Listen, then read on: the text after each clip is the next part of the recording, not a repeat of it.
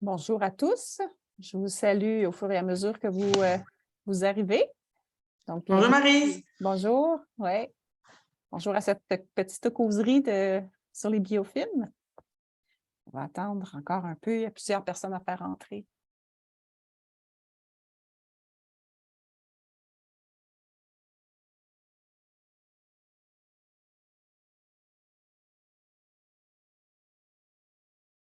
Je regarde le décompte. De toute façon, on a encore 4 minutes, fait que les gens vont se connecter tranquillement.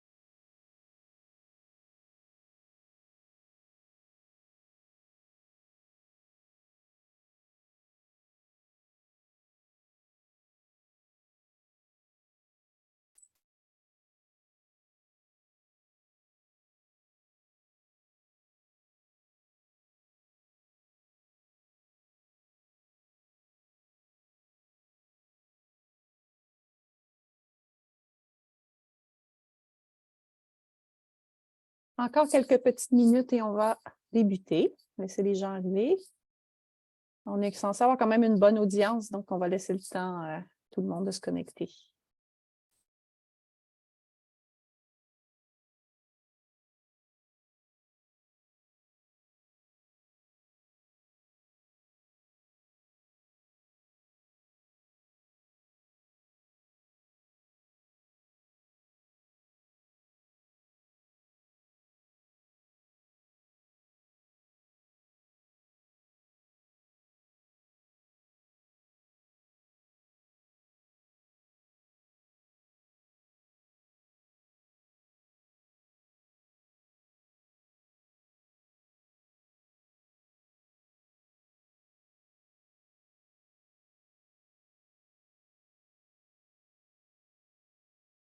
Encore 2 petites minutes.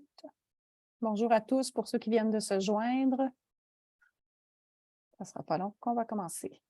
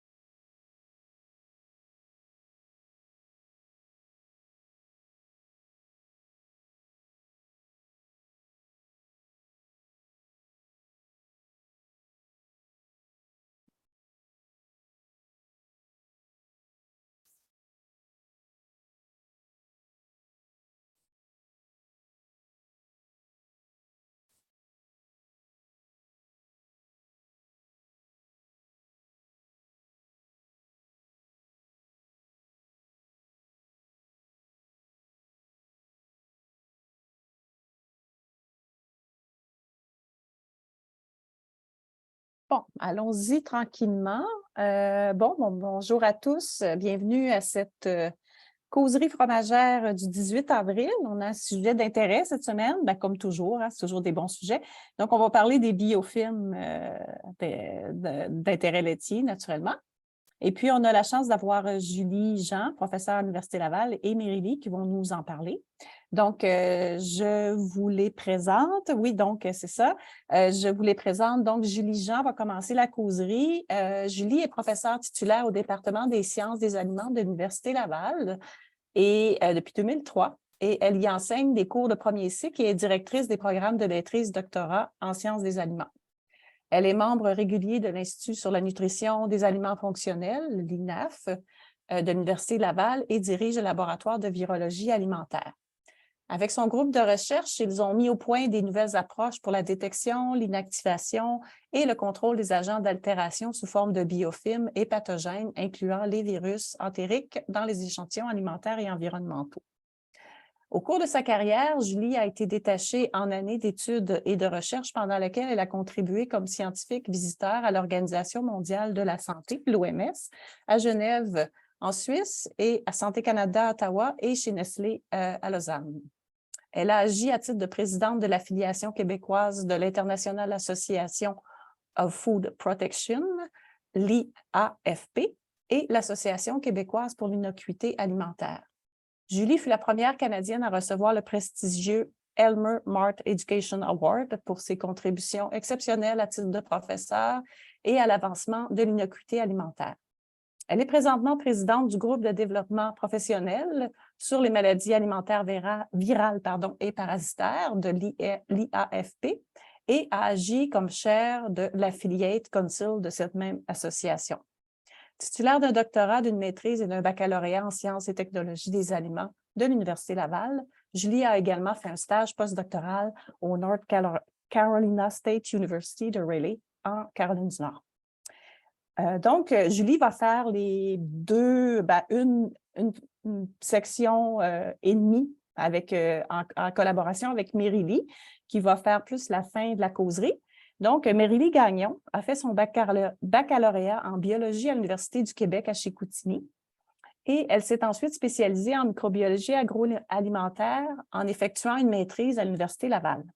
Lors de ses études doctorales, sous la supervision de Denis Roy et Yvan Chouinard, elle s'est intéressée à l'impact des pratiques de la gestion à la ferme sur la qualité du lait. Elle a ensuite coordonné le projet sur les biofilms laitiers dans le cadre de son projet de postdoctorat. Donc, on a la chance d'avoir Julie et Mérylie pour nous parler de ce sujet. Je vais vous faire part des petites consignes habituelles pour le bon déroulement des causeries. Donc, ça va se dérouler en 3 blocs, comme d'habitude. Si c'est possible de garder vos questions pour la période de questions, donc on va avoir une quinzaine de minutes de présentation et une quinzaine de minutes de questions en 3 blocs. Donc, pendant la présentation, vous pouvez mettre votre micro à mute et votre caméra aussi, et puis vous pouvez intervenir sous forme de chat ou directement pendant la période de questions.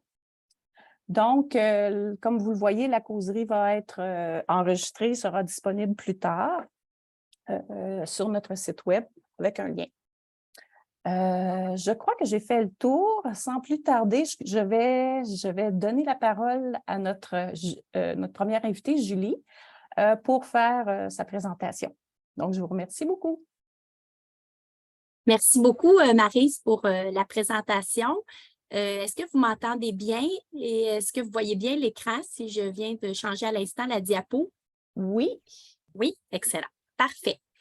Bien, merci beaucoup, comme je disais, pour la présentation, Maryse, puis aussi pour l'invitation du groupe de pouvoir présenter aujourd'hui au conseil. Donc, c'est vraiment intéressant de pouvoir parler de nos projets de recherche et aussi de pouvoir faire cette présentation-là pour moi avec une de mes collègues, Mérylie, dans laquelle on a travaillé sur les biofilms dans nos équipes respectives.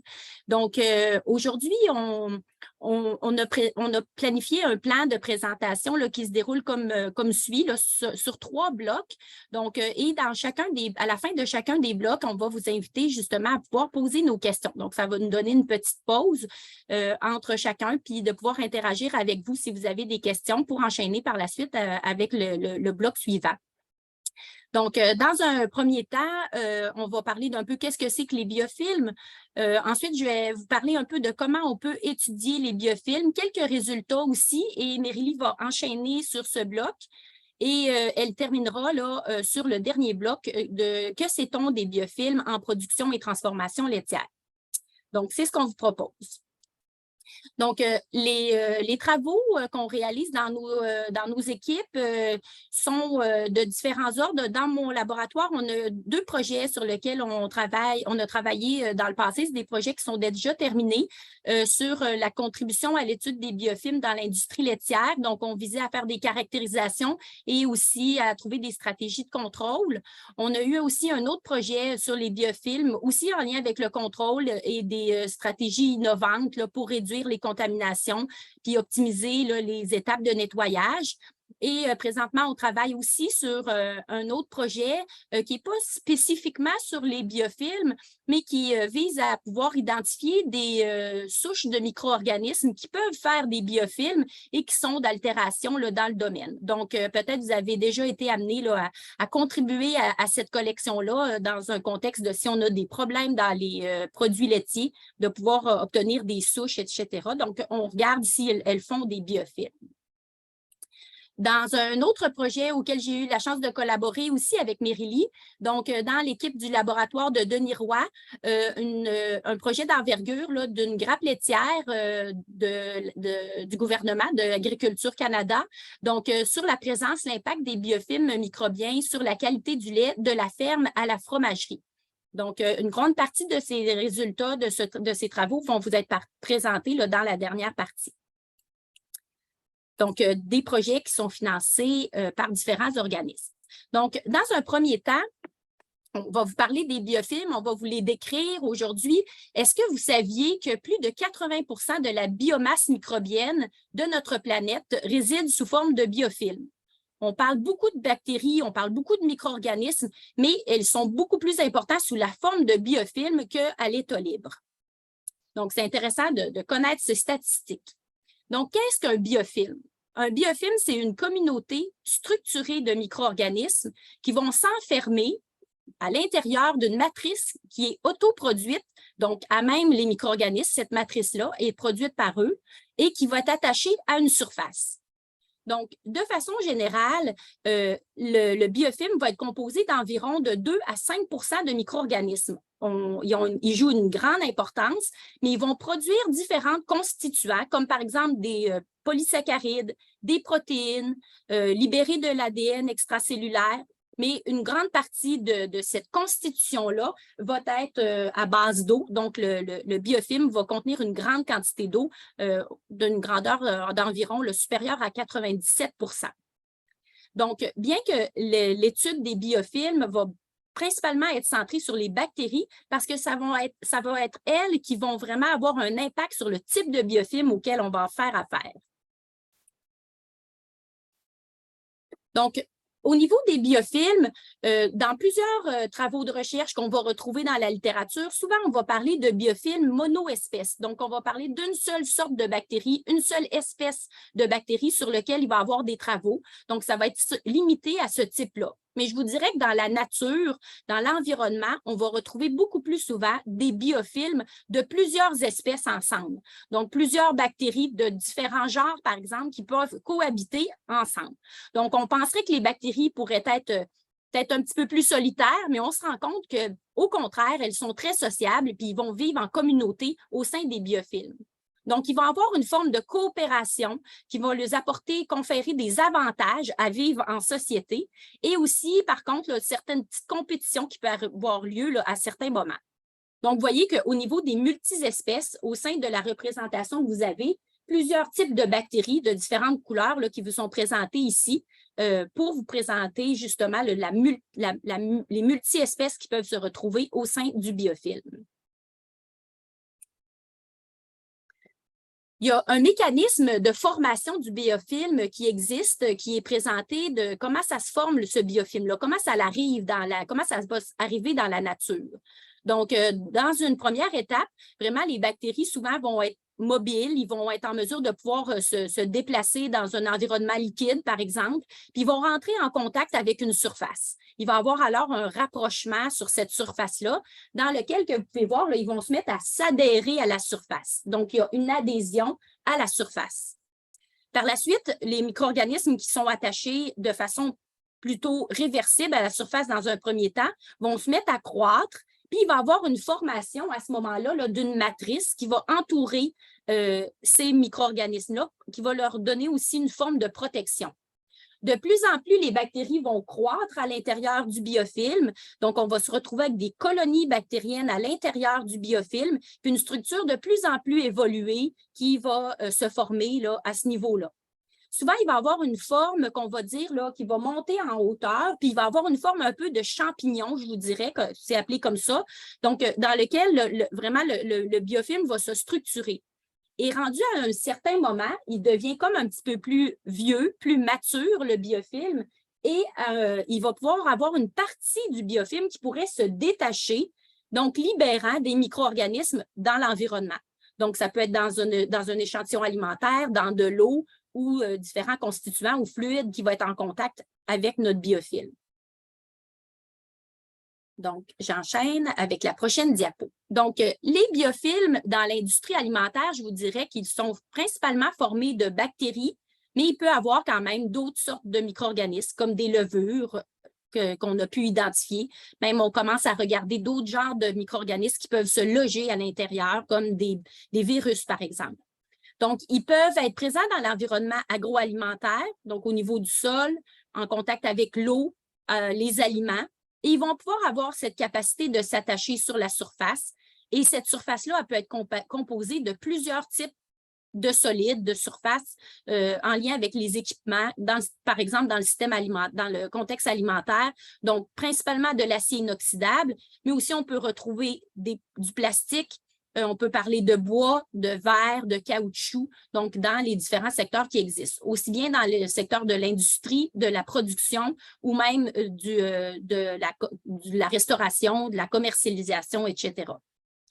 Donc, il peut aussi avoir différents biofilms qui peuvent se former sur des structures biologiques, comme par exemple sur des aliments. Donc, on peut avoir aussi des biofilms qui vont se produire à la surface des aliments.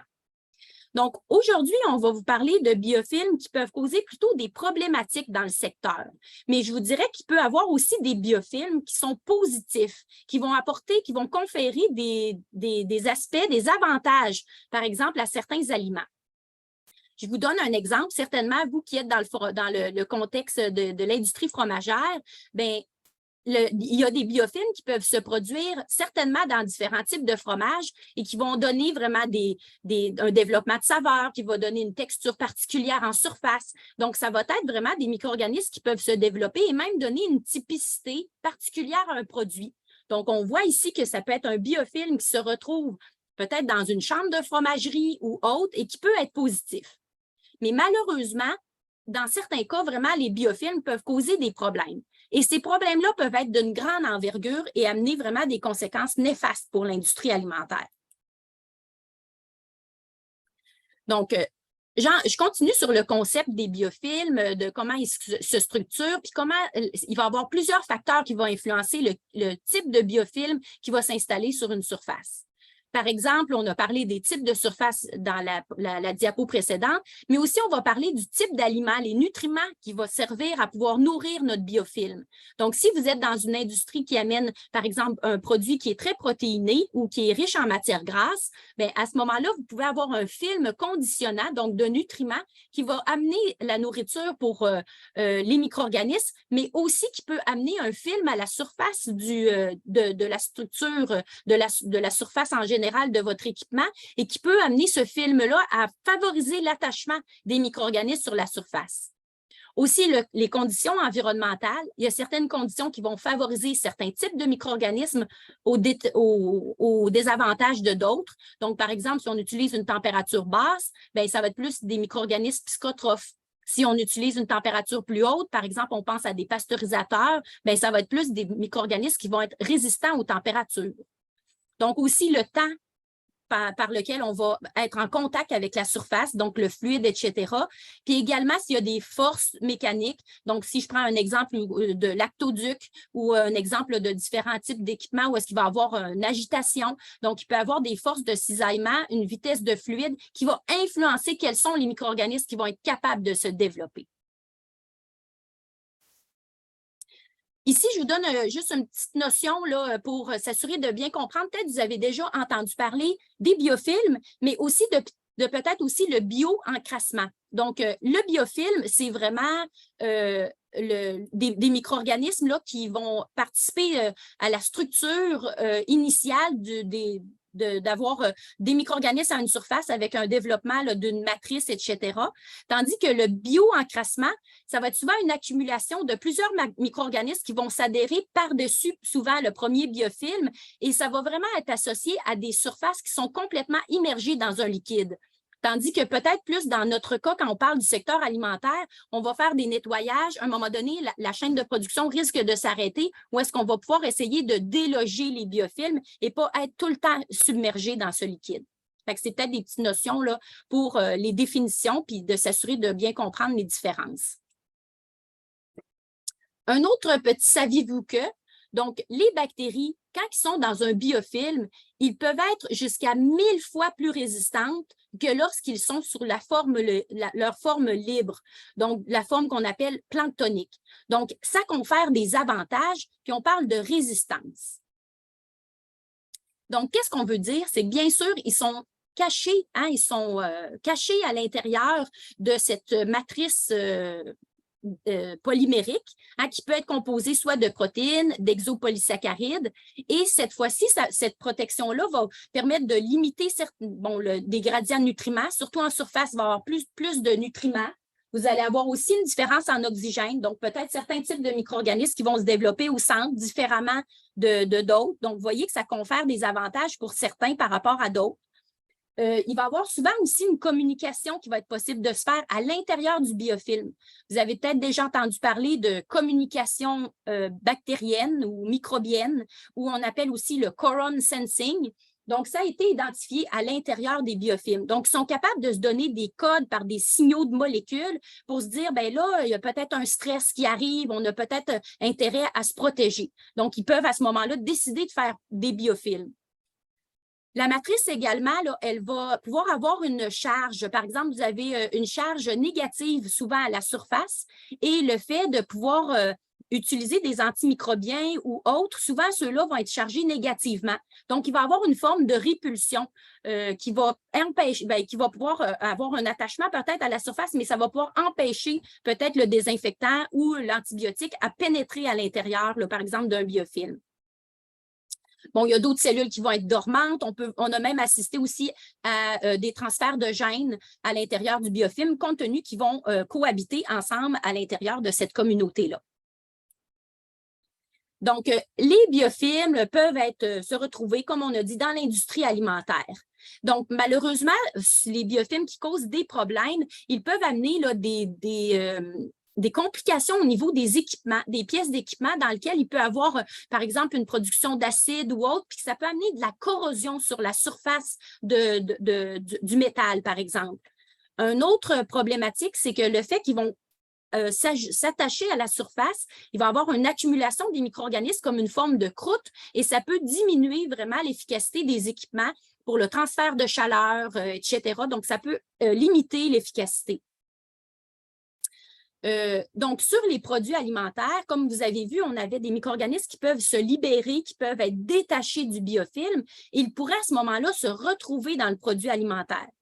Selon le type de micro-organisme, que ce soit un micro-organisme, par exemple, pathogène ou un micro-organisme d'altération, ils peuvent se retrouver dans le produit final. Donc, tous ces effets-là, ces conséquences-là des biofilms peuvent amener des pertes économiques importantes aux industriels alimentaires en général. Donc, on a pu travailler dans notre équipe là, sur des projets qui touchaient plus le secteur de la viande, des fruits et légumes, mais aussi les projets qu'on a eus là, sur les laits et les produits laitiers. Donc, comme vous pouvez le voir, aussitôt qu'on a un aliment qui est frais, ça amène les nutriments, des températures qui peuvent être favorisantes et puis un milieu qui est aqueux, qui est liquide ou qui amène quelque chose de aqueux là, avec une AW élevée, automatiquement, on a un risque qui est augmenté d'avoir des micro-organismes et par le fait même qui puissent être sous la forme de biofilms. Un autre, saviez-vous que? Donc, les bactéries présentes dans les biofilms peuvent donc être la cause d'éclosion de toxi-infections alimentaires. Donc, comme on l'a vu, hein, ça peut être des micro-organismes pathogènes. Donc, il y a eu une épidémie qui a eu lieu en 2015 aux États-Unis associée à des bactéries pathogènes, dont Listeria monocytogenes et également Bacillus cereus. Donc, il y a eu 30 personnes qui ont été affectées, qui ont mené à 3 décès dans 10 États américains différents. Et c'était Listeria qui était le plus susceptible de se retrouver dans ces fromages-là, qui étaient faits de lait cru. Donc, ces produits-là, ça a été suspecté que la cause était associée à des biofilms. Donc, vous savez qu'au Canada, on va limiter un peu ce risque-là en faisant un affinage là, minimal, normalement au Québec, principalement de 60 jours, hein, pour permettre une sorte de compétition entre les micro-organismes qui peuvent être présents comme les pathogènes, dont l'Listeria, avec une compétition et puis l'utilisation des métabolites des micro-organismes qui vont être utilisés pour la fabrication du fromage, qui vont pouvoir entrer en compétition avec ces pathogènes et limiter le risque. Donc, j'inviterai maintenant là, toute notre audience à me poser des questions. Si vous avez des questions en lien avec ce premier thème là, sur les biofilms de façon générale.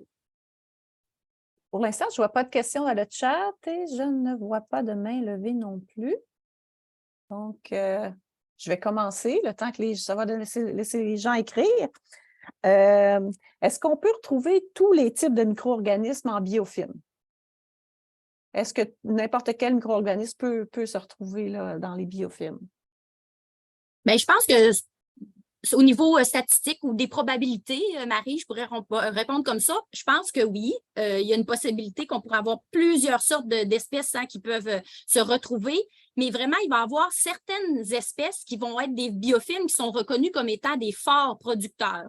Il y en a d'autres qui vont être reconnus comme des producteurs modérés, puis il y en a qui vont être de faibles producteurs. Je vais vous présenter quelques résultats un petit peu plus tard dans la présentation, mais pour répondre à la question tout de suite, Maryse, c'est qu'on voit que des fois, on a fait des biofilms mixtes avec différents types de producteurs, puis on voit que même les producteurs faibles sont quand même présents dans le biofilm mix, malgré qu'il va y avoir une dominance par les biofilms, c'est-à-dire les souches qui vont être des producteurs de biofilms forts. D'accord. Si je peux compléter Marie peut compléter. Oui. Il y a quand même, là, c'est sûr que tout dépendant des conditions, il y a certains micro-organismes, par exemple, s'il y a du lactose comme source de carbone, ne feront pas de biofilm, mais quand il va y avoir du glucose, ils vont pouvoir le faire. Et c'est sûr que ça va toujours dépendre des conditions. Il y a quand même des méthodes là, de criblage qu'on peut faire en microplaques pour essayer de voir là, quelle espèce quelle souche, parce que c'est vraiment une caractéristique qui est souche dépendante. Puis comme je le disais, là, ça va pouvoir vous montrer là, des résultats par rapport à ça, mais ça va dépendre beaucoup des conditions environnementales. D'accord. Ça m'amène à peut-être tu vas en parler plus tard, Julie, mais est-ce que pour bien se débarrasser d'un biofilm, faut-il l'identifier absolument? Est-ce qu'il faut vraiment identifier les micro-organismes qui sont inclus dans le biofilm pour avoir un bon un nettoyage efficace? Bien, c'est sûr que ça aide beaucoup hein, parce que selon le micro-organisme qui est présent, c'est sûr qu'on peut adapter les stratégies de nettoyage, désinfection. Là, je vais aborder ça un petit peu dans la suite. Je ne dis pas que c'est nécessaire, mais une meilleure compréhension là, des caractéristiques, de l'identification des types de micro-organismes qui vont composer le biofilm. Parce que des fois, on peut s'imaginer que ça va être un biofilm qui va être, comme je mentionnais tout à l'heure, plus monoculture, quand finalement, il peut y avoir plus que plusieurs bactéries qui vont former ce biofilm-là. Des fois, ils peuvent avoir cette communication-là, s'entraider entre eux. Puis même si on se retrouve avec un biofilm qui contiendra un pathogène, c'est important de le connaître d'autant plus pour être capable d'avoir une stratégie qui va se débarrasser du pathogène pour éviter qu'on se retrouve avec un pathogène dans un produit fini, par exemple. Mm-hmm. Je vois un commentaire dans le chat. Période de temps dans la phase réversible avant d'entrer dans l'autre phase. Oups, excusez. En résumé, après fin production et avant lavage. C'est un peu résumé comme, je ne sais pas si la personne veut exprimer son commentaire un petit peu plus complet. Je peux certainement, en tout cas, amener quelques éléments de réponse de ce que je comprends, Maryse, puis sinon, la personne pourra, à moins qu'elle souhaite le faire tout de suite. Mais, allez-y. Bonjour, Julie. Bonjour. Non, c'est ça, parce qu'on parle toujours de la phase où le biofilm va commencer à se former et être très difficile à enlever. Donc, effectivement, si on est dans un milieu humide ou un milieu sec, il va tout y avoir des différences. Puis l'environnement total. Mais est-ce qu'il y a des calculs de temps, des fois, quand vous le faites, par exemple, sur un Listeria X, sur un pétri, etc., vous voyez qu'il commence à se former. il y a quand même une période de temps qui est là. Est-ce qu'on parle de minutes, d'heures, de jours? Oui. Bien, c'est une bonne question. Puis je vous dirais que c'est quand même assez, bon, c'est pas évident d'y répondre. Admettons là, que je vous dis, vous venez d'acheter un équipement, là, il est complètement neuf, il n'a jamais été en contact avec de l'eau, hein, il vient d'être conçu, puis il arrive dans une usine. Bien là, c'est le seul moment où est-ce qu'on est sûr qu'il n'y a pas de biofilm dessus. C'est peut-être le seul instant. Donc, à ce moment-là, de nous, ce qu'on fait quand on produit en laboratoire des biofilms, à l'intérieur de 24 heures, là, qui a un contact avec un fluide liquide, là, ça va se former, on va avoir un biofilm. Donc, l'attachement, là, il peut être presque instantané de question de minutes, hein, l'attachement réversible. Mais je vous dis, avant que la bactérie se mette à se multiplier, ça va dépendre des souches. Hein, comme l'Listeria, ce n'est pas une souche qui pousse rapidement. C'est une souche qui pousse très lentement. Donc, c'est sûr que son temps de génération, le temps que vraiment on a un biofilm de Listeria qui va s'installer, ça peut prendre plusieurs jours. Là. Mais s'il y a d'autres bactéries qui sont présentes, qui se multiplient plus rapidement, elles peuvent servir de point d'ancrage. Donc, si, par exemple, je suis en train de faire une production, peu importe, là, seulement que dans un lactoduc là, dans lequel il y a du lait qui voyage, bien, vous imaginez que déjà, juste le lait, il va créer une forme de, de souillure alimentaire, hein, qui vient des protéines, qui vient des matières grasses, du sucre, du lactose. Donc, c'est sûr que pendant que ça se produit, il va y avoir ces nutriments-là qui vont passer en contact avec la surface. S'il y a des bactéries qui sont présentes, par exemple dans un lait cru, bien, automatiquement, les bactéries peuvent avoir une chance d'avoir un petit peu de s'attacher. S'il y a, par exemple, une petite rayure dans le stainless steel ou bien s'il y a un petit coude à côté, hein, où est-ce qu'il y a ça provoque plus de turbulences ou moins, où est-ce que les micro-organismes peuvent s'accumuler. Ça peut être très rapide ou est-ce que là, à ce moment-là, ça va être là que les biofilms vont se développer en premier.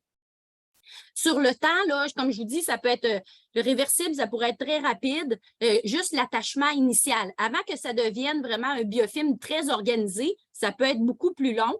Mais ce qui arrive souvent en entreprise, c'est que même si on fait les traitements de nettoyage, bien souvent, ça va pas être suffisant pour les déloger au complet. Fait que là, ça sert à nouveau là, d'initiateur, ce qui est résiduel. Okay. Merci. Je veux juste ajouter un petit complément d'information, Julie, que je trouve intéressant. J'avais vu une étude qu'eux utilisaient les biofilms dans le domaine médical sur les instruments d'acier inoxydable. Puis en fait, eux, ils prenaient les équipements et les autoclavaient. Et même si les bactéries n'étaient plus vivantes sur l'instrument, s'il y avait des structures de biofilm qui étaient encore présentes, bien là, le biofilm prenait encore moins de temps pour se réinstaller sur l'instrument. Donc, ça vient un peu compléter ta réponse. Oui, je pense que c'est un bon élément, Mérylie, ce que tu mentionnes, parce que c'est sûr que même si on détruit les micro-organismes, hein, c'est ça qu'on vise parce qu'on ne voudrait pas se contaminer nos aliments, mais ça se peut que la matrice hein, de sucre, d'exopolysaccharides ou de protéines, elle soit plus difficile à déloger, même s'il n'y a plus de bactéries à l'intérieur. Puis là, ben, ça sert comme tu dis, de point d'ancrage. Puis donc, c'est important de bien nettoyer, que tout soit très, très bien lisse. Oui. D'accord. Ça revient un petit peu sur le commentaire. On n'assainit pas si c'est sale. Il faut laver, puis après assainir. C'est un peu le principe. Bon. Est-ce qu'il y a des produits de nettoyage qui sont plus efficaces que d'autres pour éliminer ou empêcher l'attachement d'un biofilm ou le décrocher? Bien, ça, c'est une super bonne question, Maryse. On travaille dans nos projets, on a des projets en collaboration avec des entreprises, le plus dans le côté de la sanitation, justement, nettoyage, sanitation. Ce qu'on regarde, dans le fond, c'est que, comme on vient de mentionner, c'est sûr que l'étape de nettoyage puis de se débarrasser, mettons qu'on travaille dans une entreprise laitière, bien, il faut enlever, premièrement, hein, les macronutriments qui viennent de la matrice. Ensuite de ça, ben là, il faudrait qu'on soit en mesure il faut qu'il y ait, comme tu viens de mentionner, Maryse, un aspect qui va déstructurer le biofilm. Idéalement, il faut qu'on soit capable d'attaquer la couche initiale. Donc, des fois, on a utilisé par exemple, des surfactants. On a testé aussi avec des approches un peu plus vertes aussi, là, de biosurfactants ou d'autres sortes de constituants qui vont permettre de déstructurer le biofilm puis d'avoir accès après à, comme on l'a vu, faire rentrer des désinfectants qui vont pouvoir détruire puis déloger complètement le biofilm.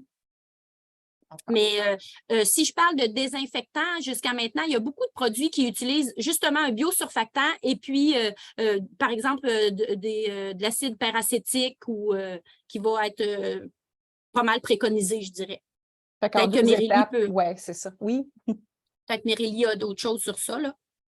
Non, la désinfection, c'est pas. OK. Bon, je ne vois pas d'autres questions. Je pense que.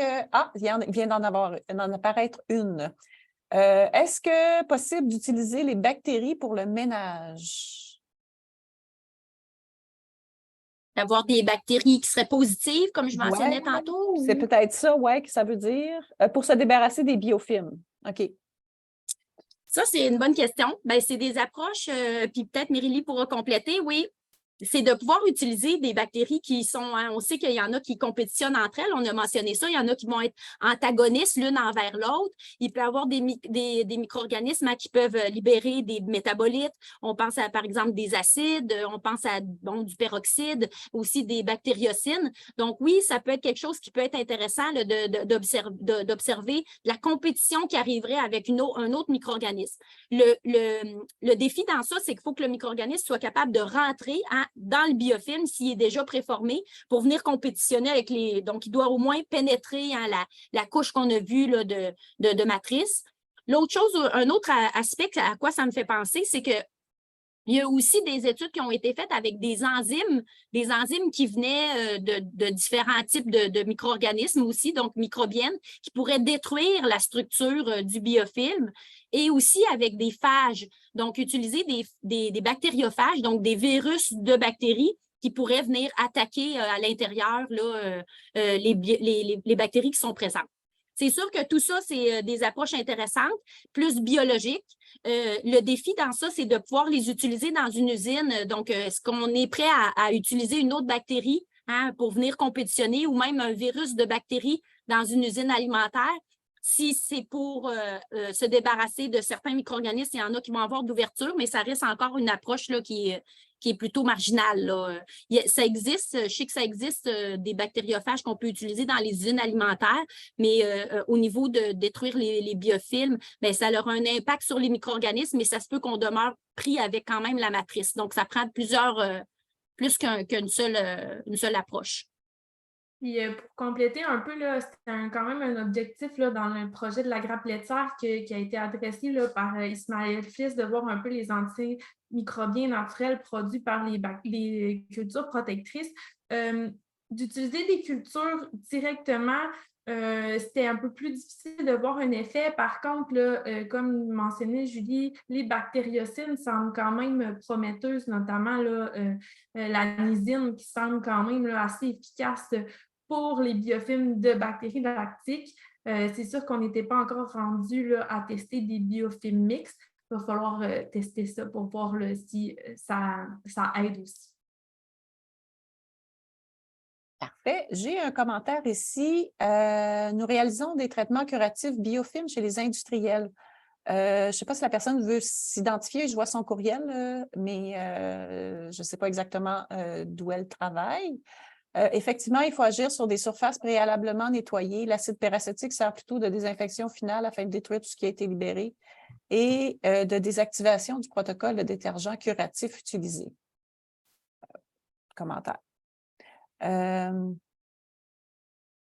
Est-ce que les lavages enzymatiques seraient un moyen de se débarrasser des biofilms? C'est ce que tu as mentionné, Julie.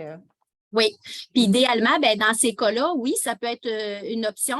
Le défi, ben, c'est de connaître c'est quoi, ce qu'on disait tout à l'heure, Marie, tu me demandais, c'est ce qu'il faut identifier, c'est quoi le biofilm? Ben, si on sait si c'est plus un biofilm, quelle sorte de sucre qui est synthétisé par notre bactérie, quelle sorte de protéines qui peut être présente. Donc, il faut connaître ça pour être capable d'avoir des enzymes qui vont cibler là, la nature de notre biofilm. C'est la société Kersia qui mentionnait le traitement qu'ils utilisaient. Parfait. Bon, si on ne peut pas prendre trop de retard, je vais vous laisser continuer. On prendra les questions suivantes à l'autre bloc. Excellent, merci.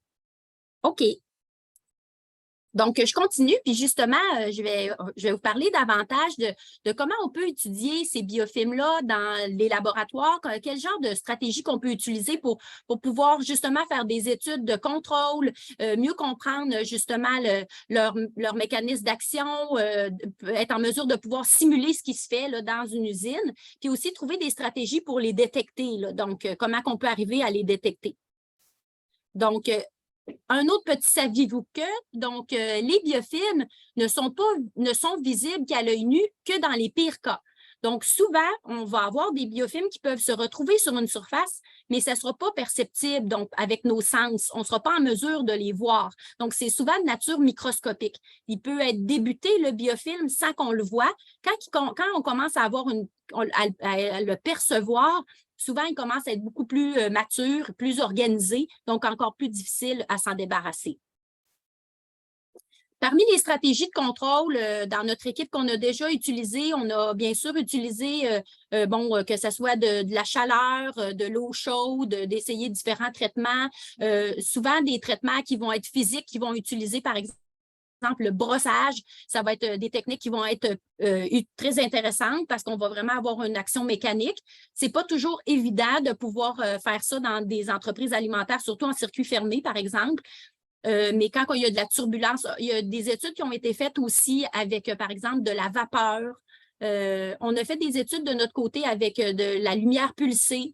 Donc, on voit que ça peut réduire les micro-organismes. Le problème, dans certains cas, c'est qu'on va peut-être tuer les micro-organismes. Encore, ça va créer une désinfection, mais peut-être que la structure du biofilm, sa matrice polymérique peut demeurer encore là puis favoriser après un attachement subséquent.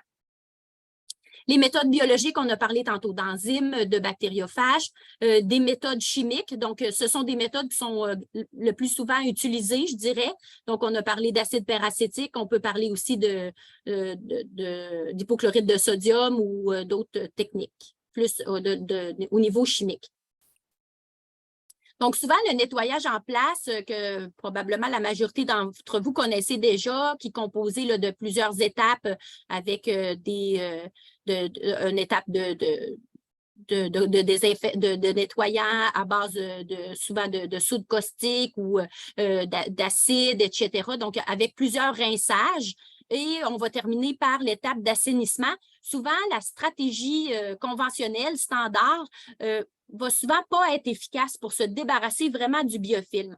Donc, lorsqu'une entreprise est aux prises avec un problème de biofilm, par exemple, à l'intérieur de son usine, ils vont devoir souvent répéter plus qu'une fois la stratégie, utiliser d'autres sortes de nettoyants, de désinfectants pour essayer de le déloger. Donc, ça l'amène vraiment à une répétition de plusieurs étapes de nettoyage, des pertes en production, là qu'on doit arrêter, on doit arrêter la production pour être en mesure de s'en débarrasser.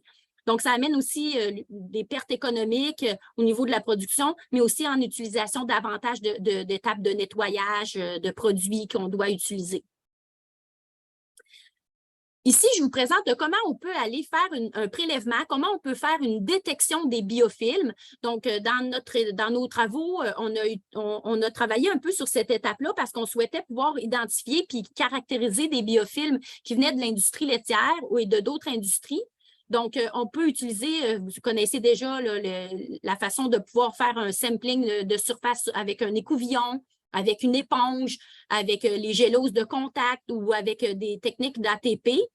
Mais ce sont des méthodes souvent qui vont être intéressantes, faciles d'utilisation, qui peuvent quand même être utilisées là, sur des surfaces là, de différents types de surfaces, même si ce ne sont pas des surfaces qui sont planes, plutôt qu'on va pouvoir utiliser dans des tuyaux ou autres. Il va y avoir une limitation par rapport à l'accessibilité, mais quand même, ça peut être très intéressant à utiliser.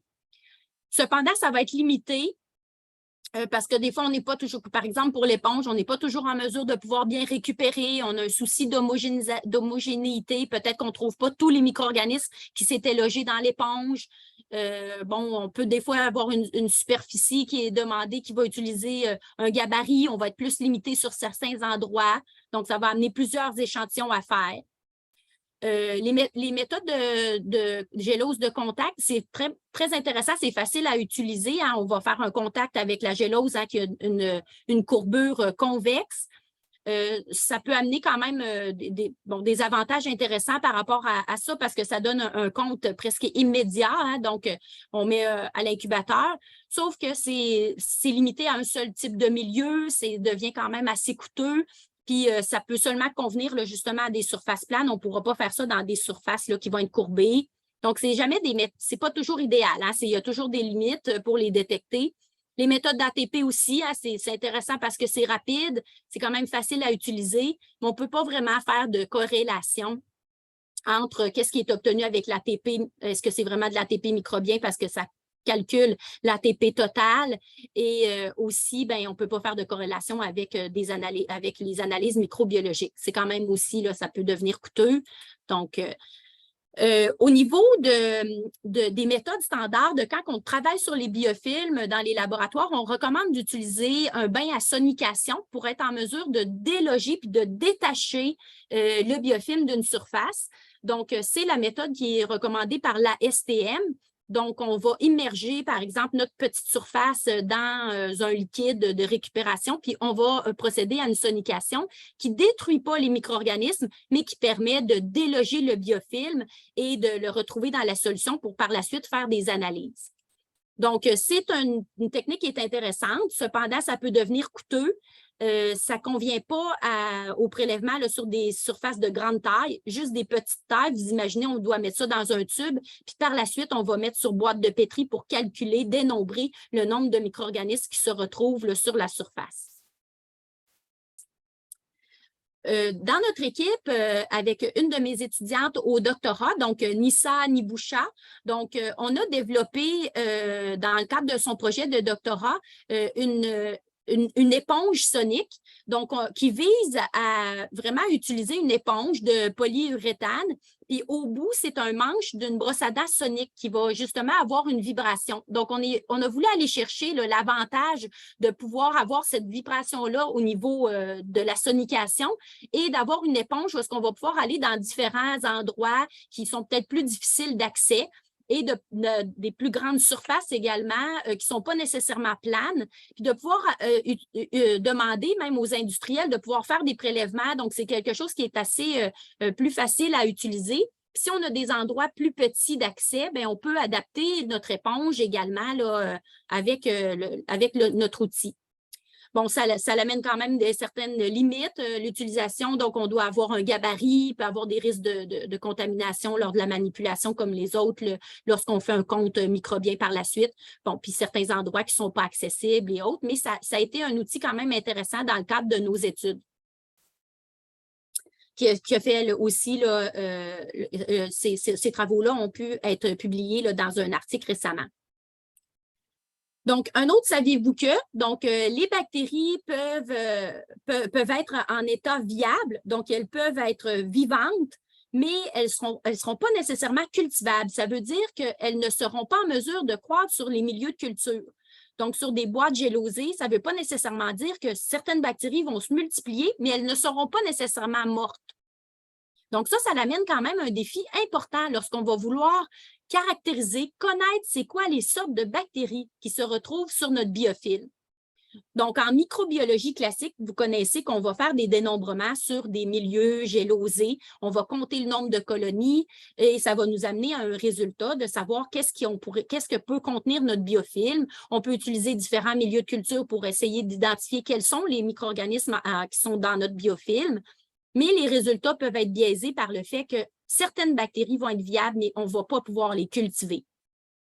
Bon, les types de milieux qui sont choisis, ça peut limiter également là, nos études parce que certains milieux, peut-être qu'on n'est pas capable d'identifier certaines souches qu'on n'a pas d'idée qu'est-ce que c'est. On ne va pas prendre ces milieux-là. Et aussi, ça va prendre des techniques souvent additionnelles pour être en mesure d'identifier quels sont les micro-organismes. Donc, dans certains cas, dans le cadre de nos travaux, on a utilisé le MALDI-TOF, donc qui nous permet de faire une identification du genre ou de l'espèce, ou bien on va aller plus au niveau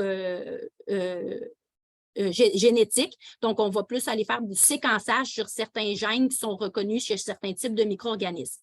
Donc, c'est d'autres façons de pouvoir identifier les micro-organismes à l'intérieur de notre biofilm. Donc, ça, on va le cibler selon les espèces qu'on cible. C'est des techniques d'identification qui sont intéressantes. Certaines sont de plus en plus accessibles. Ça devient de moins en moins coûteux par rapport à il y a quelques années. Donc, c'est intéressant. Mais souvent, les techniques vont être dépendantes de des bases de données dans lesquelles on va avoir déjà identifié les profils en lien avec les micro-organismes qu'on cherche.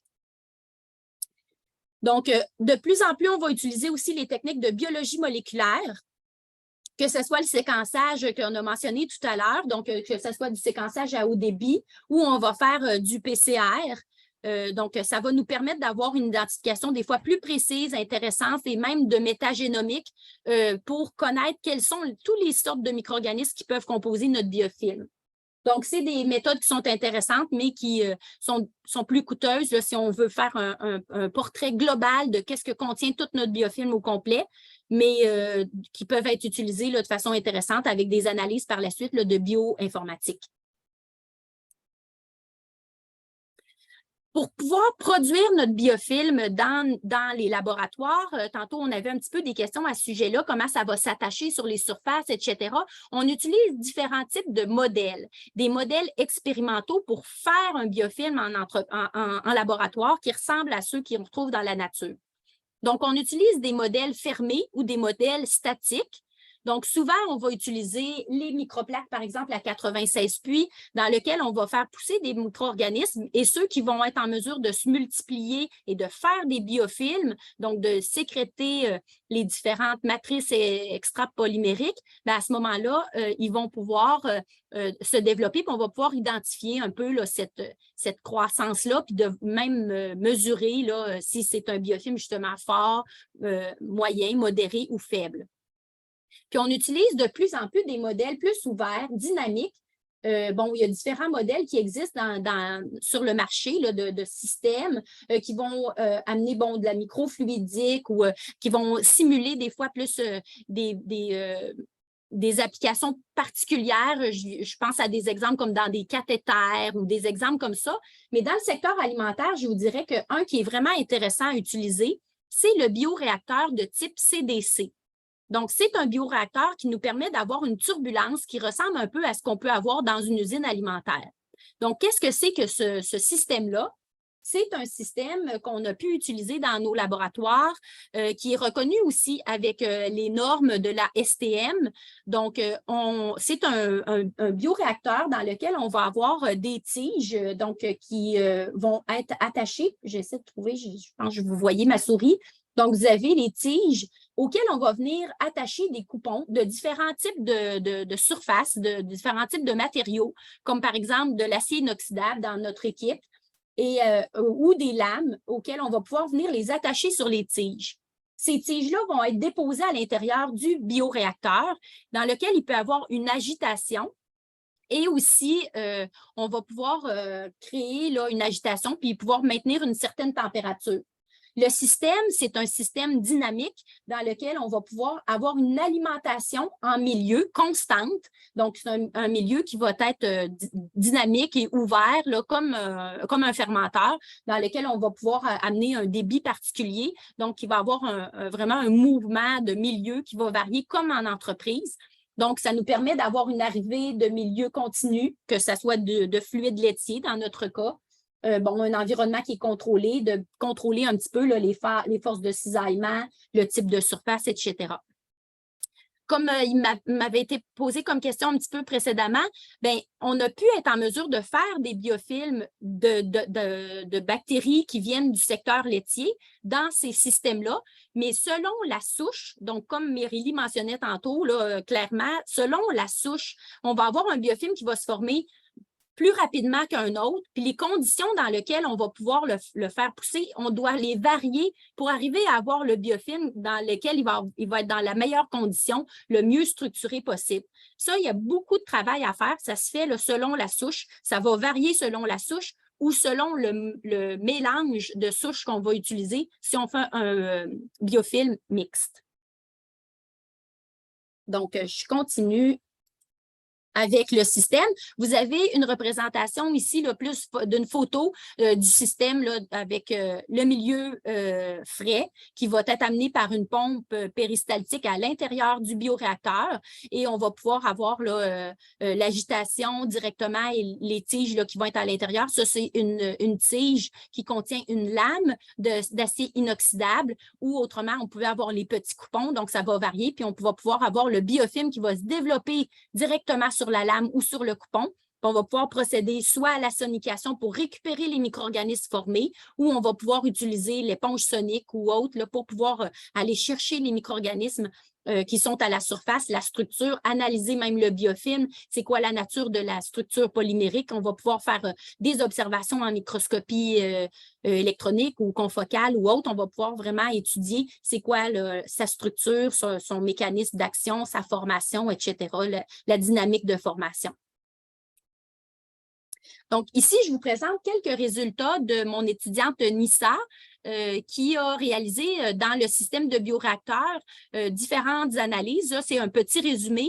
Donc, vous voyez qu'il y a plusieurs souches qui ont été utilisées. Vous avez deux types de pseudomonas. On a un brevodimonas également, puis un pénibacillus.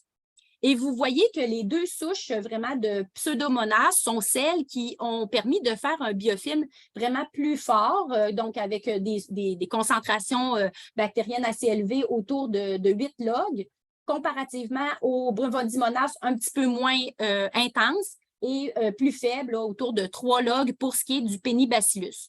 Donc, on va vraiment considérer avec des analyses complémentaires là, également, de dire que vraiment ces deux types de pseudomonas vont être vraiment plus des producteurs importants. Là, ça a été fait dans un milieu TSB, donc un milieu là, standard pour croître les bactéries.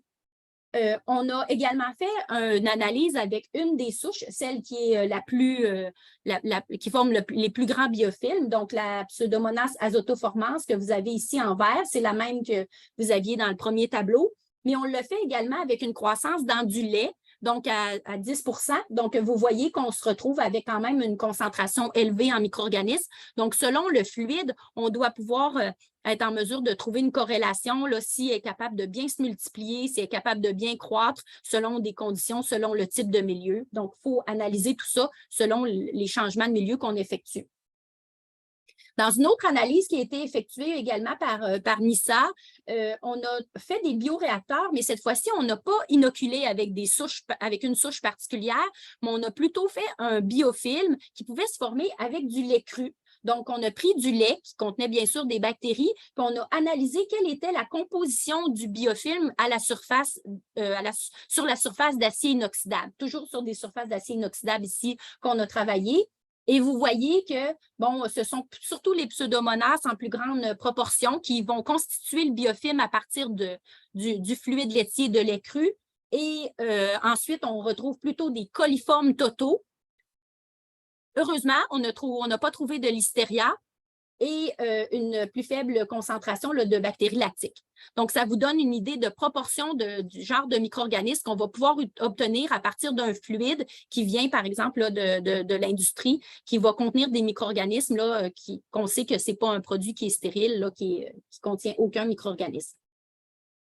Donc, c'est principalement ce que je voulais vous parler à ce niveau. Je vais inviter Mireille à ouvrir son micro. Elle va enchaîner avec d'autres résultats de l'équipe qui ont été obtenus. Donc, je la laisse présenter. Oui, donc pour terminer ce bloc de présentation, moi, je vais vous parler d'un projet qu'on a fait en collaboration avec Julie, son étudiante Karine Diarra, où on s'est intéressé à 6 souches isolées de l'industrie alimentaire qui étaient résistantes à la chaleur. Puis on a voulu voir s'ils étaient en mesure de produire des biofilms sains et mixtes dans le bioréacteur. Donc, on avait une souche de bacillus qui est un sporulé, une souche d'entérocoque qui faisait de la protéolyse, une souche de pseudomonas qui produit un pigment bleu qu'on ne veut pas avoir, une souche de streptococcus thermophilus qui était hautement acidifiante, et une souche de Clostridium tyrobutyricum, là, que vous savez, qui fait des spores butyriques et qui va pouvoir causer des gonflements de fromage. Et à ça, on a ajouté une souche qui est un peu moins connue, qui s'appelle Rhotia christinae. Avant, on pouvait l'appeler Cocuria christinae. En fait, c'est des souches qu'on a vues qui étaient résistants à la chaleur dans les laits. Donc, on a décidé un peu de les inclure pour voir un peu leur comportement. Et nouvelle slide. Puis, alors, on peut voir qu'on avait notre souche de Bacillus, d'Enterocoque, de Pseudomonas et de Streptococcus qui formaient des biofilms forts. Donc, vous avez le compte en premier sur les pétris. En gris, c'est toujours la souche seule. En noir, c'est quand les souches sont mélangées ensemble. Et de l'autre côté, c'est en détection en qPCR.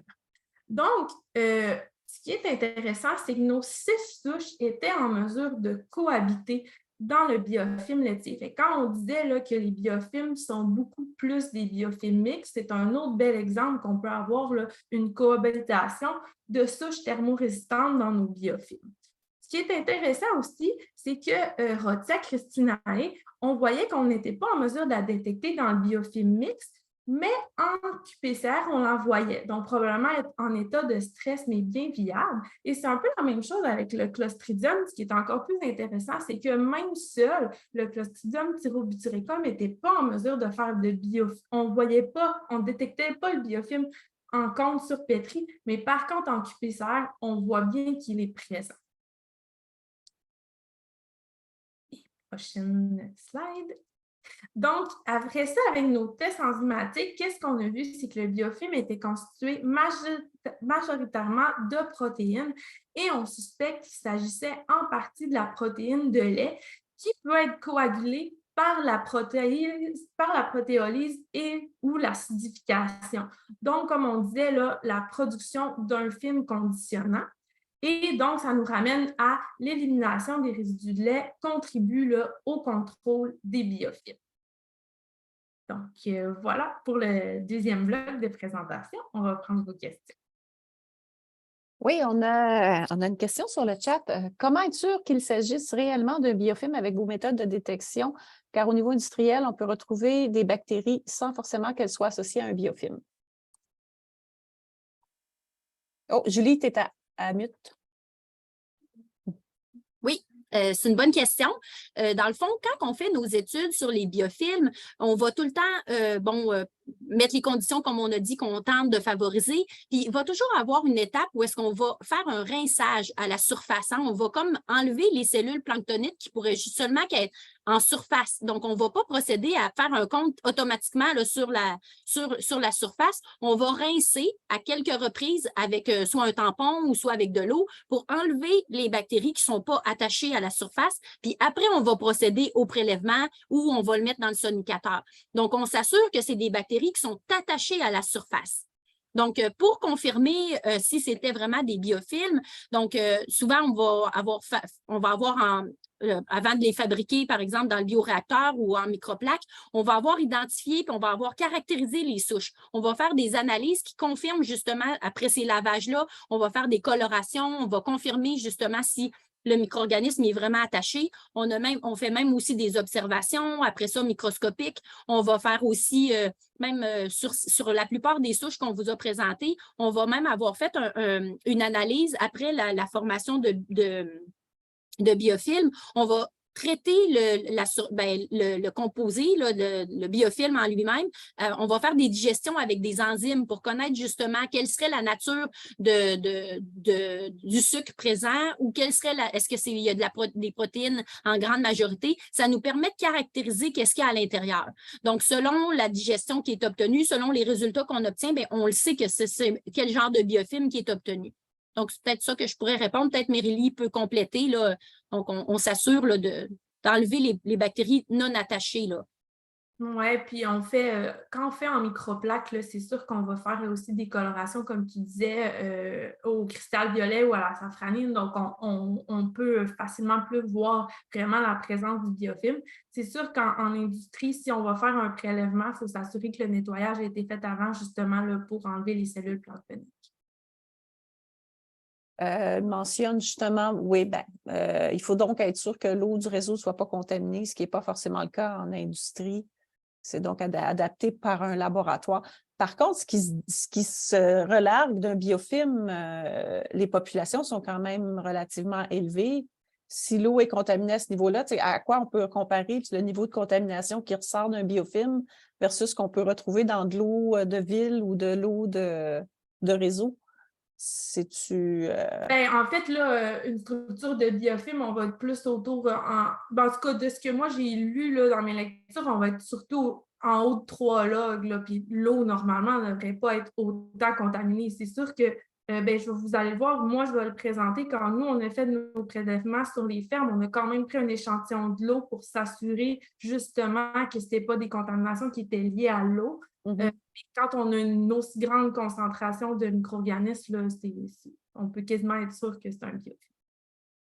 Je pense en entreprise, puis peut-être même Maryse peut en parler. Là. Souvent, quand c'est dans une entreprise qui a un relargage, ça va être identifié par l'entreprise. Souvent, ils vont s'en rendre compte là, que quand ils font leur suivi de qualité, que là, tout à coup, il y a comme, c'est pas normal, on se retrouve, quand il y a un problème de biofilm, on voit à un certain moment donné que ça peut, on a un compte plus élevé qu'on ne voyait pas. Fait tout de suite, on peut essayer de prendre des mesures correctrices. Là. On ne laisse pas aller le problème. Puis là, c'est là que je vous parlais, on doit faire des nettoyages additionnels ou autres. On se retrouve avec des comptes que jamais on voit dans notre produit fini. Puis là, on va faire beaucoup de nettoyage, ça va bien aller, on va se débarrasser du problème. Sauf qu'après un certain temps, parce que là, on va avoir nettoyé comme il faut, on va avoir délogé une partie du biofilm, mais s'il restait quelque chose d'initiateur, bien, il va se reproduire après quelques semaines, puis là, on va recommencer avec le même problème. Donc, des fois, ça devient récurrent. Il faut on essaye de trouver après ça une stratégie pour vraiment s'en débarrasser là, de façon permanente, mais malheureusement, ça n'a pas l'air d'être tout le temps évident là, de le faire aussi. On en parle, mais des fois, l'application n'est pas aussi facile. Ouais, la personne renchérit dans le sens qu'il peut avoir un biofilm dans le réseau d'eau, puis pas nécessairement dans l'installation laitière. Fait que c'est peut-être dans ce sens-là, là, comment on est en mesure de faire la distinction entre les deux. Petite question, étant donné que je n'en vois pas d'autres. Je pense qu'il y a une main levée. Ah, il y a une main, désolée, je ne l'ai pas. Monsieur Serge. Oui, vous pouvez peut-être répondre à la question dans le chat, puis je passerai après, pas de problème. Non, c'est bon. Bon.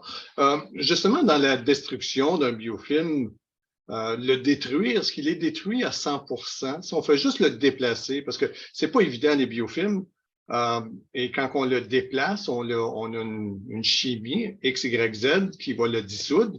Oui, on a des bactéries qui vont exploser comme de raison, mais est-ce que vous avez fait des tests de juste déplacer un biofilm dans une certaine distance, puis voir s'il se reforme ou bien s'il n'est jamais totalement dissous et défait à 100%?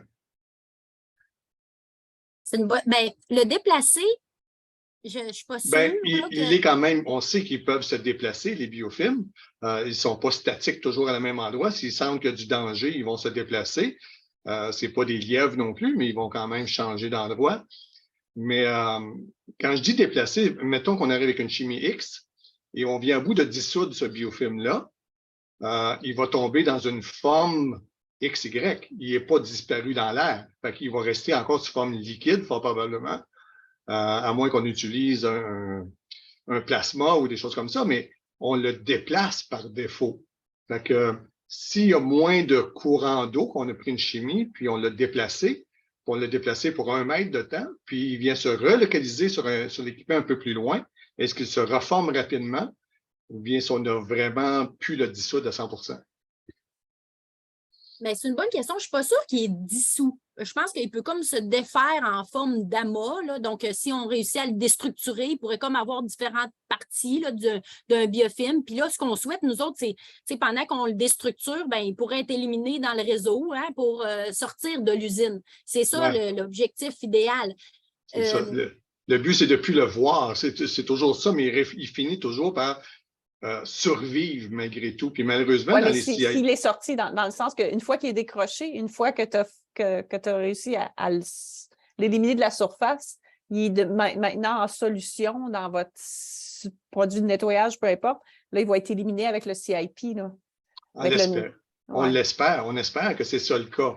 Mais dans un CIP, je veux dire qu'il y ait 1 mètre de long ou bien qu'il y ait 1 kilomètre de long, ça fait loin à un moment donné pour déplacer des biofilms comme tel. Fait qu'il peut se rester accroché dans des dead points ou dans d'autres endroits, se reformer rapidement. C'est sûr. Ça, c'est sûr, vous avez raison que peut-être il va y avoir un coude, il va y avoir un endroit, une faiblesse, une place où est-ce que peut-être un des amas là, qui a été séparé, bien, il peut se relocaliser là. Puis là, comme vous dites, il serait déplacé. Pour répondre à votre question, c'est sûr que nous autres, au laboratoire, on n'a pas de...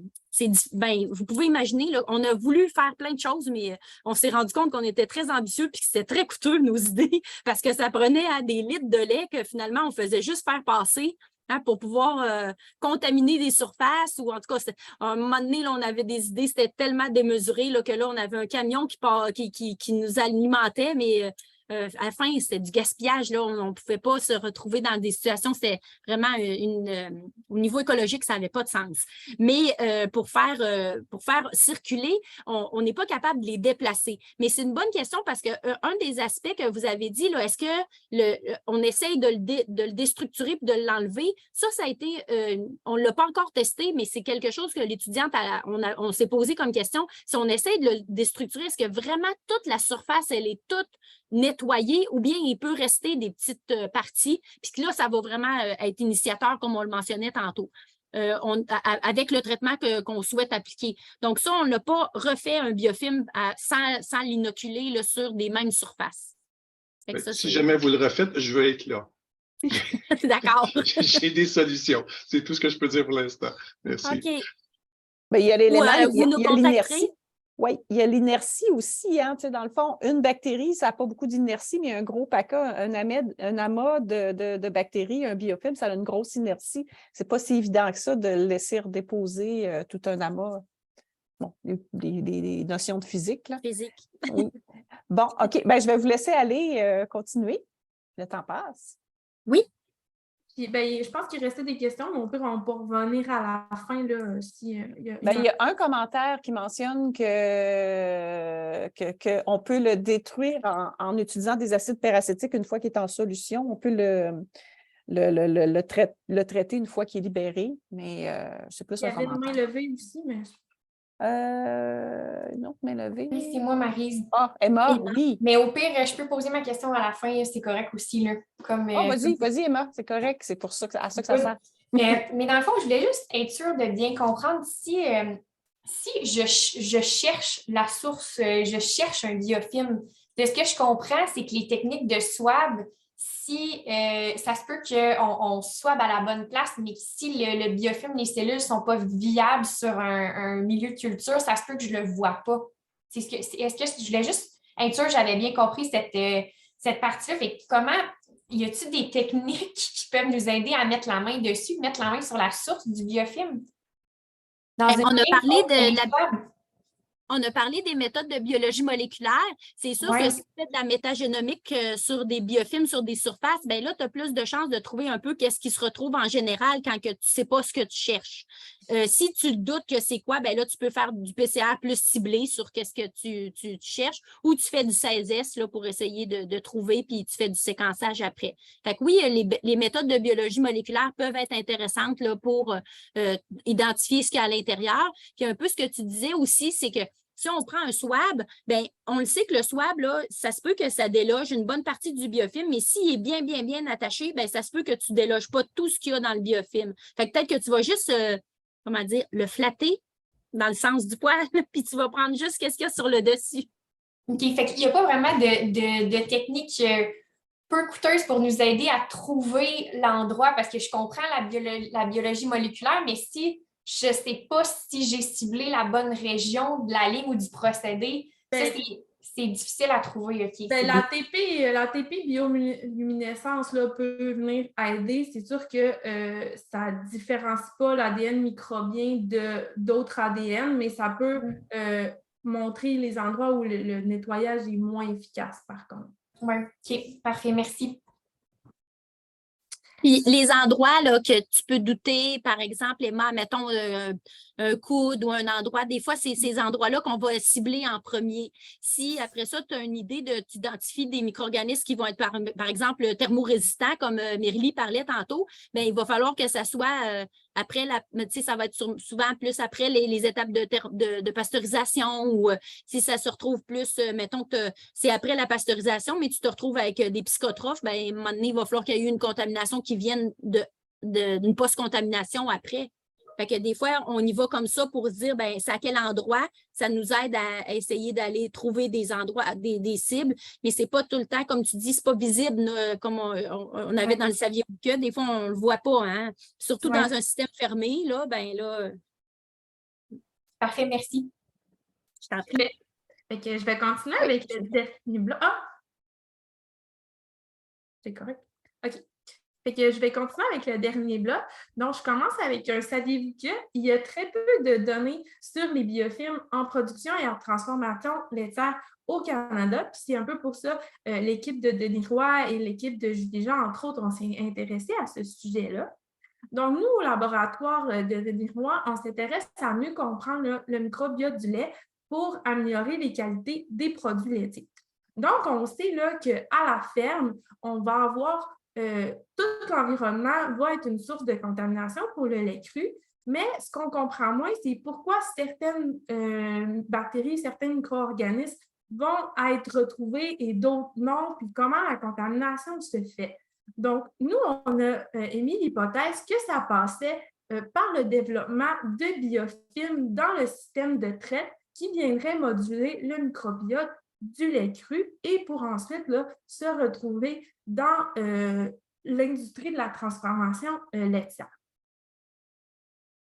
Donc, on a fait un projet, le projet de la grappe laitière 3, qui est un projet vraiment observationnel de quel est l'état des lieux des biofilms laitiers sur nos fermes et nos fromageries. Donc, on a fait pour chaque échantillonnage la même chose au Québec et en Ontario, mais aujourd'hui, je vais vous présenter principalement les résultats obtenus au Québec. Donc, on a échantillonné 30 fermes laitières, une fromagerie industrielle et une fromagerie artisanale, donc une fromagerie sur la ferme. Je vais commencer par vous présenter les résultats sur les fermes laitières. Donc, majoritairement, dans nos 30 fermes, on avait des fermes avec un système de traite conventionnel, donc Conventional Milking System, et on a fait des écouvillonnages. On a parlé de plusieurs techniques de détection. Nous, ce qui était le mieux adapté à notre projet, c'était les écouvillons. Donc, on est passé, une fois que le système de traite était nettoyé, donc on a fait des écouvillonnages dans la treilleuse, dans le lactoduc, dans l'endroit du filtre à lait et dans le bassin réfrigérant. Et pour le lactoduc, on a pris à 4 endroits différents en fonction du sens du lavage. On a aussi eu la chance d'incorporer quelques fermes avec traite robotisée, donc Automatic Milking System. Ce qui s'ajoute, c'est le réservoir tampon. En fait, c'est le réservoir qui accueille le lait lorsque le bol teigne est en train de se faire nettoyer. Et on a incorporé les robots de traite. Selon le robot, on va avoir soit une brosse ou un gobelet laveur pour nettoyer le treillon des vaches. Malheureusement, pour les fermes automatiques, on n'a pas pu prendre d'échantillons dans le lactoduc parce que c'est beaucoup plus fermé, beaucoup plus difficile d'accès, souvent en hauteur. Donc, on n'a pas pu le faire dans notre projet. On prenait à la ferme un échantillon d'eau, nos échantillons de biofilms et un échantillon de lait. On faisait des dénombrements pour les protéobactéries, donc les bactéries psychotrophes qui résistent au froid, les bactéries lactiques et on a fait un compte de bactéries aérobie totale. On a fait l'identification sur nos géloses par MALDI-TOF, donc une méthode d'identification qui est quand même très rapide. Puis, on a fait de l'extraction d'ADN pour avoir la population totale, puis on a pu faire des qPCR et faire du séquençage à haut débit. Je vais commencer par vous présenter la charge microbienne du lait. On est en mesure de comparer nos deux systèmes de traite. Et ce qu'on voyait, c'est que pour la charge en bactéries aérobie totale, on n'avait pas de différence. Et non plus pour les protéobactéries. Par contre, là, pour le compte sur MRS, on voyait qu'on avait un peu moins de bactéries pour les fermes avec robots. Par contre, on s'est rendu compte avec nos identifications que le MRS laissait pousser les levures. Donc, il y avait 26 de nos isolats qui appartenaient à Candida parapsilosis. Il faut garder un petit peu ça en tête là, quand on voit les différences de compte. Puis, Candida, vous allez le voir, là, c'est une souche qu'on a vue beaucoup dans nos biofilms à la ferme. En termes de différence de saison, au Québec, on a fait un échantillonnage à l'été et l'automne et on n'a pas vraiment vu de différence de charge dans le lait. Par contre, là, en Ontario, eux ont pu faire l'été et l'hiver et ont vu une charge microbienne un peu plus élevée à l'été. Pour ce qui est de la composition microbienne du lait, on a quand même vu des différences entre les différents systèmes de traite, mais comme nos nombres de fermes étaient différents, je ne vais pas m'avancer dans les statistiques par rapport à ça, mais je vous présente quand même, là, ici, c'est le profil en bactéries lactiques des laits crus en fonction des systèmes de traite et on voit quand même des différences. Ce qui est intéressant en termes de biofilms, c'est que les espèces les plus abondantes dans le lait ont aussi été retrouvées dans les biofilms analysés. Donc, c'est encore un autre indice là, que le biofilm viendrait moduler notre microbiote du lait. Ici, je vous présente la charge microbienne des biofilms, le compte d'aérobie totale pour du côté AMS, là, les robots de traite et CMS pour les fermes conventionnelles. Donc, ce qu'on peut voir, c'est que même directement après le lavage, on avait une charge microbienne très élevée, un peu pour revenir à la question de tantôt. Quand on prenait l'eau, il fallait concentrer 2 litres d'eau afin d'avoir quelques micro-organismes et ce n'est pas toutes les eaux qui étaient contaminées. Donc, vraiment, là, une structure qui était quand même élevée ici là, de micro-organismes. On avait aussi là, une grande variabilité entre les fermes. Pour les fermes conventionnelles, là, la biomasse la plus élevée en compte total, c'était dans le lactoduc avec environ là, 10 000 bactéries par échantillon. Dans la treilleuse, on avait le tubulon qui était un peu plus élevé et pour les robots de traite, on avait les brosses et le gobelet de nettoyage du treillon qui avaient la charge microbienne la plus élevée. On a vu encore une fois, une certaine stabilité là, entre l'été et l'automne, mais on n'a pas malheureusement pu avoir l'été et l'hiver où on aurait peut-être vu encore plus de différences. Donc, je continue avec un petit saviez-vous que les études sur la caractérisation microbienne des biofilms prennent rarement en compte les levures et moisissures. Nous, on a décidé de faire la quantification microbienne de l'ADN aussi, justement, pour nous permettre d'avoir et les bactéries et les levures et moisissures. Et on s'est rendu compte que par QPCR, on avait une charge microbienne qui était encore plus élevée et en moyenne, sur nos équipements, là, on avait 100 000 bactéries par swab et environ là, une centaine de levures et moisissures, même si on présentes en moins grand nombre, il ne faut pas là, les minimiser, leur présence sur nos biofilms laitiers. On a ensuite analysé la composition microbienne de nos biofilms par séquençage et la composition des biofilms est vraiment très diversifiée, même plus que le lait cru. Et ça nous a vraiment surpris, on ne s'attendait pas à ça. On pensait avoir certains micro-organismes, mais pas un écosystème aussi complexe, ce qui rajoute à la complexité des biofilms. Mais je ne vais pas là, tout vous présenter ce qu'on a retrouvé. Par contre, avec les bactéries cultivables, on a fait une analyse de transfert plausible, c'est-à-dire qu'on est allé voir sur une même ferme quelles espèces on retrouvait à la fois dans le lait, dans le biofilm et dans l'eau. Et ce qu'on s'est rendu compte, c'est que le lactoduc et la treilleuse semblaient des bons réservoirs de micro-organismes qu'on pouvait retrouver par la suite dans le lait cru. Pour l'eau, on a vu vraiment beaucoup moins de transfert. Donc ici, c'est un exemple pour les bactéries lactiques qu'on a retrouvé à la fois dans nos biofilms et dans le lait cru. Et bon, ce qu'on revoit beaucoup, c'est le Areococcus viridens, le Lactobacillus casei paracasei et le Westella paramesenteroides.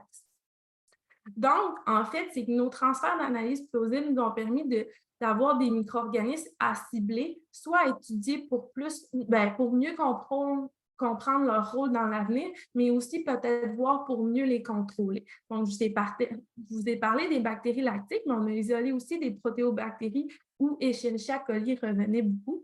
Pour les levures, c'est Candida parapsilosis et Diutina catenulata. Pour les sporulés, on voyait vraiment beaucoup de Bacillus leukeniformis. Je vous ai mis Bacillus cereus parce qu'on l'a quand même retrouvé sur seulement une ferme, mais quand il était présent dans le lait, on le voyait là, sur toute la surface de nos équipements de traite. Donc, il faut faire attention à ça. Ensuite, on avait les actinobactéries là, qui sont reconnues pour être assez des bactéries résistantes. Donc, on avait Rhotia cristinae, Coccurium varians et Corynebacterium fossens qui revenaient souvent. Et pour les staphylocoques, on avait le Xylosus et le Saprophytis. Donc, on a mis quelques mini-recommandations qu'on est capable de faire avec les résultats pour l'instant. Donc, peut-être d'ajouter là une inspection visuelle et un changement plus fréquent du tube long à lait parce qu'on s'est rendu compte que ce n'est pas un endroit qui était défait souvent, puis on a trouvé beaucoup de micro-organismes à cet endroit-là. Aussi, là, pour les robots, d'ajouter un nettoyage manuel des brosses pourrait être intéressant. C'est sûr que la fréquence serait à déterminer là, pour voir qu'est-ce qui serait l'idéal de faire, mais c'est peut-être une piste, là, justement.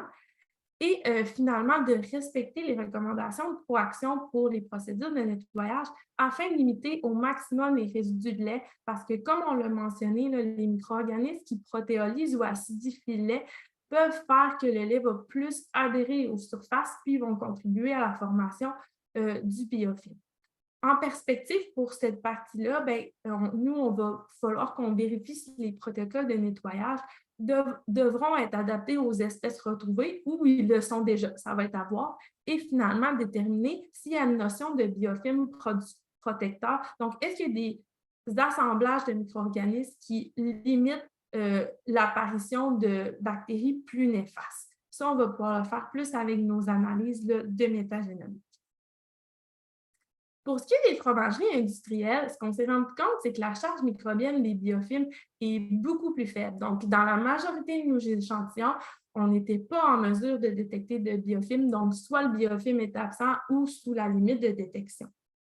On a quand même été en mesure d'isoler certains micro-organismes viables à la surface de certains équipements, comme Streptococcus thermophilus et Coccuriea rhizophylla, qui pourraient peut-être arriver du lait par une thermorésistance.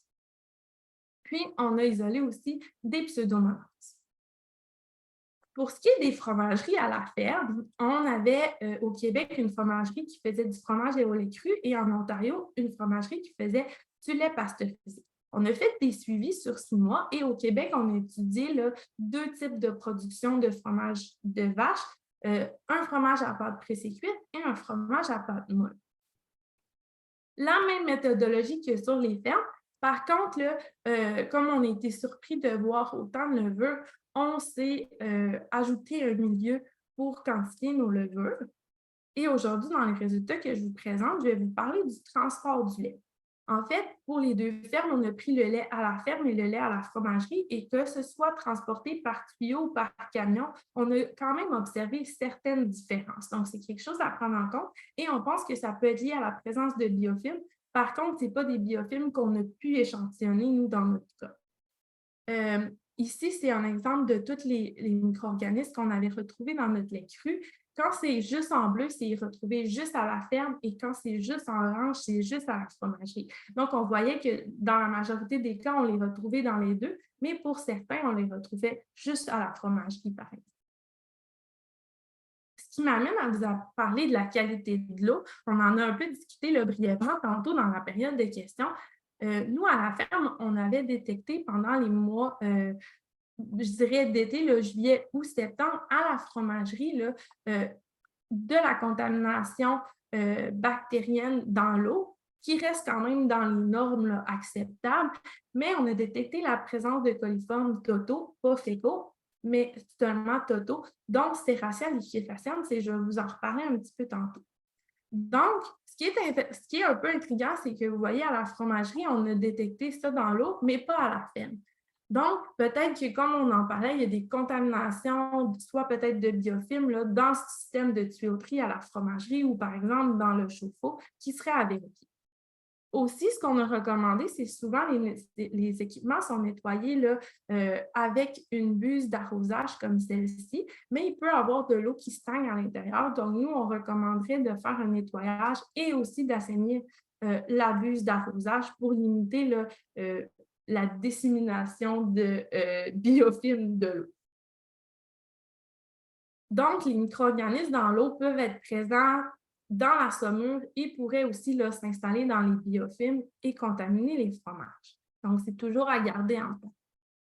Maintenant, je vous présente le compte aérobie total sur les équipements à la fromagerie. En orange, c'est la fromagerie en Ontario et en bleu, c'est la fromagerie au Québec, les équipements qui ont servi à toutes les fabrications de fromage. Et on a vu une certaine tendance là, à voir une diminution de la quantité de micro-organismes pour les mois les moins chauds, mais il n'y a pas de statistiques à ça. Donc, c'est à garder en tête, là, mais ce n'est pas noir sur blanc. Puis aussi, à la fromagerie en Ontario, ce qu'on voyait, c'est qu'en moyenne, les biofilms avaient une concentration inférieure à 250 unités formatrices de colonies par échantillon et c'était plus élevé là, à la fromagerie au Québec. Donc, on pense que les biofilms là, associés aux surfaces en contact avec des laits crus ont une concentration microbienne plus élevée et c'est quelque chose qu'on a aussi vu sur les fromageries industrielles, dans le sens où les salles qui transforme le lait cru ou le lait cru est présent, bien, on a une plus grande quantité de biofilms. Maintenant, pour ce qui est des équipements par rapport au type de production au Québec, qu'est-ce qu'on a vu? C'est que les équipements proches qui servent à l'affinage semblent avoir une concentration microbienne qui est plus élevée. C'est des surfaces souvent qui vont être plus poreuses, par exemple comme du bois ou justement les brosses d'affinage, là, on a plein de structures qui favorisent l'implantation des biofilms. Ça peut être une chose positive parce qu'on veut avoir des bactéries pendant notre affinage. Par contre, ça va vraiment dépendre de la composition microbienne de notre biofilm. Enfin, un exemple, ici, c'est les bactéries qu'on a retrouvées dans nos fromages, mais qu'on a aussi isolées dans nos biofilms. Et il faut faire attention à certains micro-organismes liés avec Serratia liquéfaciente, ce qui est peut-être, parce que là, on ne parle pas de souche, mais on parle d'espèces, probablement associées à l'eau, mais on voit qui est présent à différents endroits dans les biofilms, mais on le retrouve aussi dans les fromages finaux. Donc, on ne voudrait pas avoir trop de biofilms pour justement continuer de contribuer à la contamination d'espèces plus négatives. Par contre, ce qui est intéressant, c'est qu'on voit qu'il y a plusieurs espèces qui sont retrouvées tout au long de la fabrication et dans les fromages, donc presque sur tous les équipements. Et dans le cas de notre fromagerie qu'on a échantillonné, les levures étaient très dominantes, donc Trichosporum, Pichia et Candida parapsilosis. Donc, on peut penser que le biofilm va participer au microbiote de la fromagerie et donc au microbiote de notre fromage. On peut parler de house microbiota, mais encore une fois, il faut faire attention justement qu'on n'ait pas d'espèces négatives par rapport à ça. Ce qui est intéressant, c'est que sur notre ferme et la fromagerie, on n'a pas retrouvé de sporulés dans nos biofilms. À la ferme, on retrouvait beaucoup de bacillus, comme je vous disais, mais ici, on n'en a pas retrouvé. Est-ce que c'est parce qu'on avait un fort biofilm protecteur avec des espèces qui limitent les bacillus, ou bien parce qu'il y a des régies, comme par exemple l'alimentation, qui limitent les sporulés? Ça, c'est quelque chose que nous, on va devoir analyser là, en allant voir les interactions qui se passent dans les biofilms avec plusieurs fermes, avec plusieurs régies, pour voir si on ne peut pas identifier les causes. Donc, les petites recommandations qu'on a liées là, par rapport à ce qu'on a fait jusqu'à présent, bien sûr, faire attention à la qualité microbiologique de l'eau. Ajouter une action physique, on en parlait tantôt, comme un brossage pour nettoyer les endroits plus poreux ou avec des structures complexes, comme par exemple les valves de cuve où il y a tendance à avoir des résidus. Aussi, suivre les recommandations associées aux produits nettoyants parce que les produits nettoyants vont être efficaces dans une certaine concentration, par exemple à une certaine température de l'eau. Fait qu'il faut bien s'assurer de respecter ça quand on fait nos procédures de nettoyage.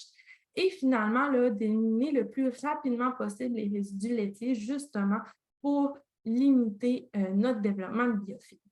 En perspective, grâce à nos interactions microbiennes qu'on va être en mesure d'analyser prochainement, on va essayer d'améliorer les connaissances sur les biofilms bénéfiques et protecteurs, mais aussi là, sur les biofilms négatifs. Donc, voilà pour l'instant pour ce qu'on a sur les biofilms à la fin. Écoute, Mérélie, ta dernière phrase, c'est un velours dans mes oreilles parce que les biofilms en affinage, les bons biofilms, c'est tellement important. Exactement. On il peut il faut travailler ça un petit peu dans notre tête. C'est que des fois, les biofilms, ça peut être bon aussi. Fait que je suis contente que vous poussiez un petit peu les recherches là-dedans. Je ne vois pas de questions, puis on est pas mal au bout de notre temps. Je vais commencer à vous remercier. Oui, là, je mentionne que nous avons un petit sondage important à répondre, s'il vous plaît. On apprécierait beaucoup, beaucoup que vous répondiez à ce sondage pour les prochaines causeries, pour les sujets, pour nous aider à préparer le menu de l'année prochaine.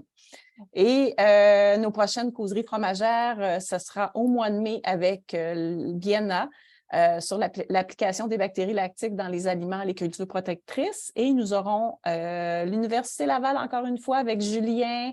Est-ce qu'on peut changer la diapo? Oui, avec Julien Chamberlain, Rachel Gervais et Guillaume Brisson sur les effets des suppléments lipidiques de vaches laitières sur les propriétés des beurres et du fromage au niveau de la fabrication. Donc, l'impact composition du lait sur la transformation laitière.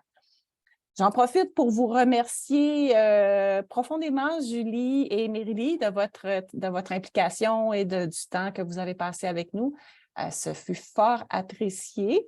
Je crois que toujours pas de questions, donc je vais remercier tout le monde et c'était très intéressant. Merci encore. Si les gens ont des questions, ils peuvent toujours nous écrire par courriel, ça va nous faire plaisir. Parfait. Oui. Merci. Merci beaucoup de nous avoir d'invités aussi, là, Marie. C'était bien intéressant. C'est un plaisir. Aussi. On a plein de merci sur le chat. Bon, parfait. Merci à tout le monde aussi de leur participation.